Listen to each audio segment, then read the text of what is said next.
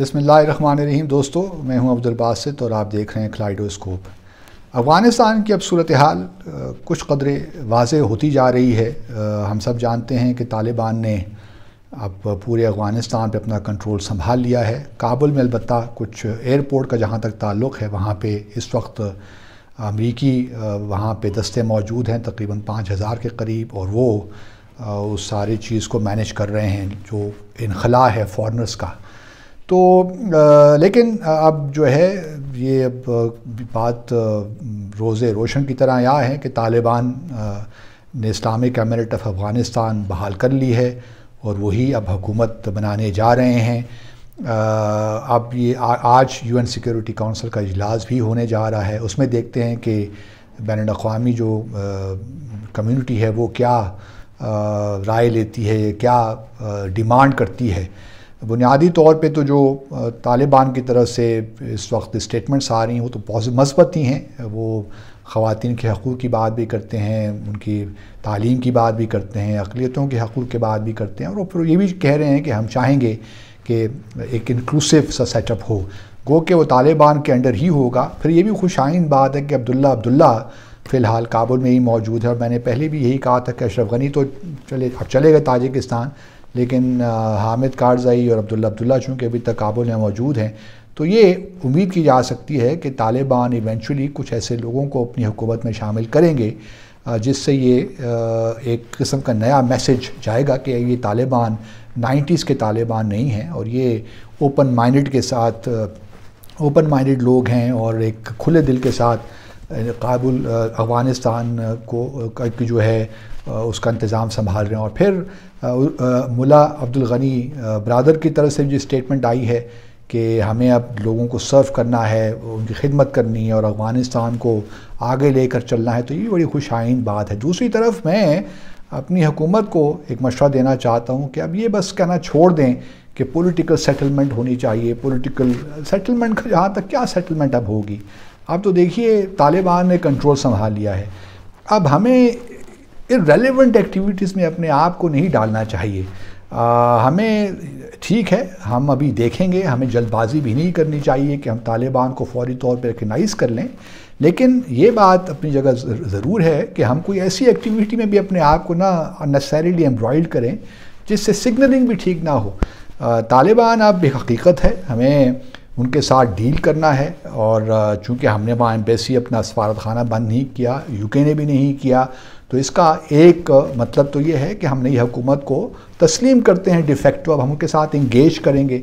जहाँ तक डिजोरे का है कि हम कब तस्लीम करते हैं, उसके लिए ऑब्वियसली हम चीन, रूस ममालिक के साथ जो है, कतर के साथ और दूसरे जो हमारे करीबी ममालिक हैं, सऊदी अरब है, ईरान है, इनके साथ टर्की है, इनके साथ मुशावरत करने के बाद ही कोई फ़ैसला करेंगे। लेकिन अपने आप को इस वक्त ऐसी एक्टिविटीज़ में इन्वॉल्व करना जिसका कोई मानी नहीं है। मिसाल के तौर पर आज एक डेलीगेशन इस्लामाबाद में आया हुआ है, मुझे नहीं मालूम कि उसकी क्या रेलेवेंस है, हम क्या अब दिखाना चाहते हैं, या तालिबान को हम क्या सिग्नल दे रहे हैं। पॉलिटिकल सेटलमेंट तो देखिए अब हो गया, मिलिट्री सक्सेस हुई तालिबान को, उन्होंने सारे, और अब उनका प्रेरोगेटिव है कि वो किस तरह इंक्लूसिव गवर्नमेंट बनाते हैं। लेकिन ये बात ज़रूर है कि हमें तालिबान को ये इनकरेज करना चाहिए कि वो 90s की जो है गलतियाँ नहीं दोहराए हैं, और जो है अपना ख्याल ये रखें कि उनको इंटरनेशनल रिकग्निशन चाहिए। उसके बाद उनको अफ़गानिस्तान की रीबिल्डिंग, रिकन्स्ट्रक्शन, इकनॉमिक डेवलपमेंट के लिए मौक़े चाहिए। तो उसके लिए ज़रूरी है कि वो अपनी पॉलिसी से मॉडरेशन लेकर आएँ। तालिबान आ गए हैं, लेकिन ज़रूरी नहीं है कि तालिबानाइजेशन भी हो। गो के तालिबान एक नज़रियाती मूवमेंट भी कह लें, नज़रियाती पार्टी है, वो अपने नज़रिए से बिल्कुल हट भी नहीं सकती और हटना भी नहीं चाहिए मेरे हिसाब से। इस्लाम एक बड़ा प्रोग्रेसिव रिलीजन है और किसी को अपोलोजेटिक नहीं होना चाहिए इसके बारे में। लेकिन ऑब्वियसली जो एक्सट्रीमिस्ट इंटरप्रिटेशंस हैं, कुछ लोग कहते हैं कि भाई डेमोक्रेसी होनी चाहिए। अब डेमोक्रेसी, हर मुल्क अपने तौर पे डेमोक्रेसी को करता है। चीन का जो डेमोक्रेसी की डेफिनेशन अलग है, US की अलग है, सऊदी अरब की अलग है, कतर की अलग है। तो ज़रूरी नहीं है कि अफ़गानिस्तान में वही डेमोक्रेसी हो जो कि वेस्टर्न दुनिया में है। हर मुल्क अपने हिसाब से اپنا پولیٹیکل سسٹم ترتیب دیتا ہے جو اس کے مزاج کے مطابق، اس کی ریکوائرمنٹ کے مطابق ہو، تو یہ انسسٹ کرنا کہ ڈیموکریسی الیکٹرل ڈیموکریسی ہو، یہ کسی طور بھی مناسب نہیں ہے۔ طالبان کو تھوڑا بہت اب ٹائم دینا چاہیے ہمیں، رادر دین کہ ہم اپنے آپ کو یہ کہیں کہ جی پولیٹیکل کس چیز کا پولیٹیکل سیٹلمنٹ، مجھے تو سمجھ یہ نہیں آ رہی۔ سیٹلمنٹ تو اب ہو گیا، سیٹلمنٹ ان دا سینس کہ اب ایک نئی حکومت بننے جا رہی ہے طالبان کی۔ اب طالبان کو دیکھنا ہے کہ وہ کس طرح اپنے آپ کو پوزیشن کرتے ہیں۔ ہمیں بہرحال ان کے ساتھ انگیج رہنا چاہیے، ہمیں ان کے ساتھ ان کو انکریج کرتے رہنا چاہیے۔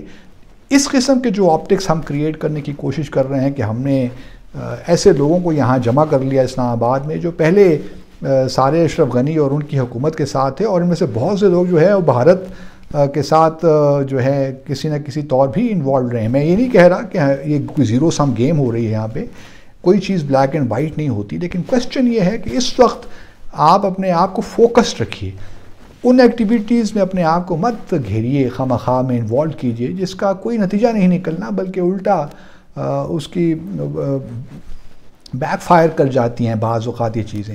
تو اس لیے میری گزارش تو یہی ہے کہ اب جو ہے طالبان کو بس انکریج کیجئے، ان کے ساتھ اپنا انٹریکشن رکھیے، اور یہ ہے کہ دیکھنا اب یہ ہے کہ UN سیکیورٹی کونسل ریزولوشن سے کیا نکلتا ہے۔ آیا کیا وہ قرارداد کو ایشو کرتے ہیں، کوئی پریزیڈنشل اسٹیٹمنٹ آتی ہے، پریس اسٹیٹمنٹ آتی ہے، کیونکہ ان تینوں جو ہے آؤٹ کم ڈاکومنٹس کی مختلف پھر امپورٹنس اہمیت ہو جاتی ہے۔ اور یہ بھی اپنی جگہ ہے کہ بھارت چونکہ اس وقت صدر ہے UN سیکیورٹی کونسل کا اگست کے مہینے کے لیے، تو بھارت کی شاید کوشش تو یہی ہو کہ طالبان پہ پریشر رکھیں، پریشر رکھیے آپ کسی نہ کسی حد تک، لیکن اب یہ توقع رکھنا کہ وہاں پہ ڈیموکریسی ہو، الیکشنز ہوں، تو یہ تو قصہ پارینہ ہو گیا ہے۔ اب ان چیزوں سے آگے نکل جائیے۔ طالبان نے یقین، طالبان اس وقت وہ بھی دیکھیں گے اپنے آپ کو صحیح پوزیشن کریں گے، کیونکہ ان کی بھی خواہش یہی ہے کہ وہ دنیا کے ساتھ مل کر چلیں، افغانستان کو دہشت گردی کے لیے استعمال نہ ہونے دیں، اور یہ تمام چیزیں بڑی خوش آئند ہیں جو بیانات اس وقت ان کی طرف سے آ رہے ہیں۔ آیا وہ ان بیانات کو عملی طور پہ نافذ کریں گے، یہ اب دیکھنے والی بات ہے، لیکن ہمارے لیے کوئی ضرورت نہیں ہے کہ ابھی ہم وہی راگ الاپتے رہیں کہ جی پولیٹیکل سیٹلمنٹ، کس چیز کا پولیٹیکل سیٹلمنٹ؟ مجھے تو یہ نہیں معلوم پڑتا کہ اب ٹاکس بڑے ضروری ہیں، ٹاکس ہونی چاہیے، کس بات پہ ٹاکس ہونی چاہیے؟ اب وہ طالبان کو ہینڈل کرنے دیں۔ طالبان اگر یہاں تک پہنچ گئے ہیں تو آگے بھی مجھے امید ہے کہ کچھ بہتری کا راستہ اپنے لیے وہ نکال ہی لیں گے۔ اگر نہیں نکالیں گے تو آبویسلی دنیا اور پاکستان بھی ان کے خلاف ہم کھڑے ہو جائیں گے، لیکن فی الحال تو میں ان کو یہ موقع دینا چاہیے، اور اننیسیسریلی ان پہ پریشر نہیں ڈالنا چاہیے پاکستان کی جانب سے خاص طور پہ، اور پاکستان کو اپنے کارڈز احتیاط کے ساتھ کھیلنے چاہیے، اور جو ہے ارریلیونٹ لوگوں کے ساتھ اب جو ہے یا یہ توقع رکھنی چاہیے کہ ہم طالبان پہ پریشر بلڈ کر کے کوئی ایک براڈ بیسڈ گورنمنٹ بنائیں گے، تو ہماری یہ خام خیالی ہے۔